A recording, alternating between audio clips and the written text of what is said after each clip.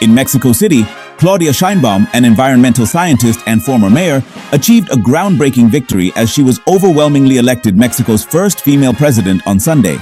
This historic win marks a significant milestone in a country grappling with gender-based violence and deep-seated misogyny.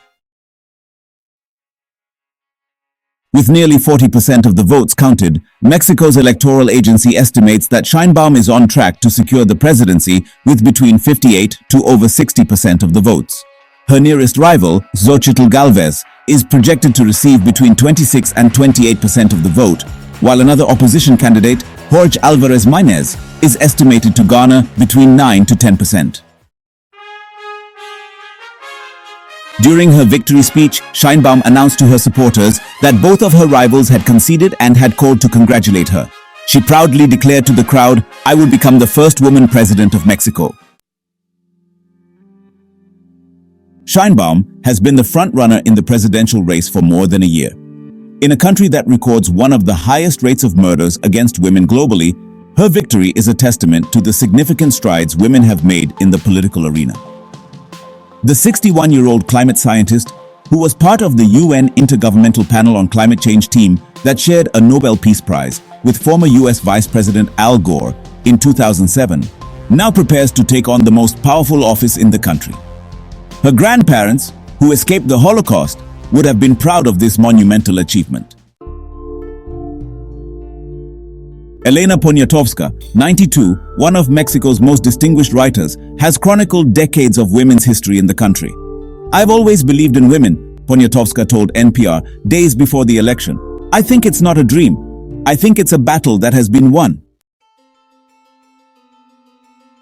Despite the historic nature of Sheinbaum's victory, many voters in Mexico see it less as a reflection of gender equality and more as a referendum on the last 6 years of López Obrador, colloquially known by his initials as AMLO.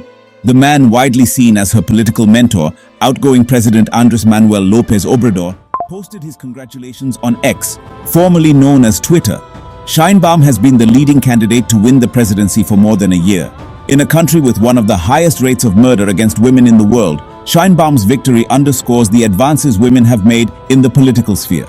The 61-year-old climate scientist was part of the UN Intergovernmental Panel on Climate Change team that would go on to share a Nobel Peace Prize with former US Vice President Al Gore in 2007.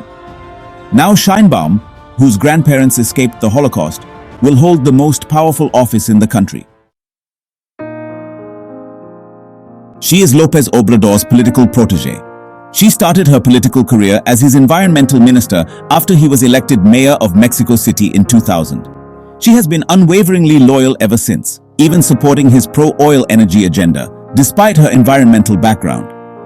While Sheinbaum lacks López Obrador's charisma and popular appeal, she has a reputation for being analytical, disciplined, and exacting. Most importantly, she has promised to support López Obrador's policies and popular social programs, including a universal pension benefit for seniors as well as providing cash payments to low-income residents. Claudia represents the continuation of AMLO, said Norma Bautista Herrera, who sells vegetables at a market in Mexico City. After López Obrador's election in 2018, Bautista Herrera began receiving monthly payments of 660 pesos, roughly $38, to help her support her 11-year-old daughter. With that money, she buys household goods like soap, eggs, sugar, and Clorox. Gálvez, Sheinbaum's nearest competitor for the presidency, is an indigenous pro-business tech entrepreneur who represented several establishment opposition parties. Despite her compelling life story, Gálvez could never distance herself from the corruption and disenchantment that voters associated with those parties. Many who cast their vote for Gálvez were more motivated by her promised break from López Obrador and the electoral power of his Morena party than Gálvez's campaign promises. In a country that saw one-party rule for 70 years until 2000, they worry about López Obrador's moves to undermine judicial independence and his security policy that has resulted in record-high homicides. "He's a dictator, and Sheinbaum is his puppet," said Almarosa Anaya, standing outside a polling center in Mexico City's upscale Roma Norte neighborhood with her 2 adult daughters. She said López Obrador wants to turn Mexico into a communist country like Venezuela and Cuba. These elections have also been historic for another grim reason. They have been one of the most violent. In the run-up to these elections, more than 30 candidates were assassinated. In the small town of San Nicolas Tolentino in Puebla State, voting went on as normal. But in the church nearby, family and friends gathered for the funeral of Jorge Luis Huerta Cabrera. Huerta was running for the city council as a candidate for the Green Party, but he was gunned down on Friday.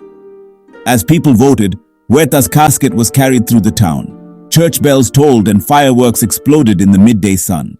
No one knows who is next, Huerta's father, Jose Huerta Moctezuma, said.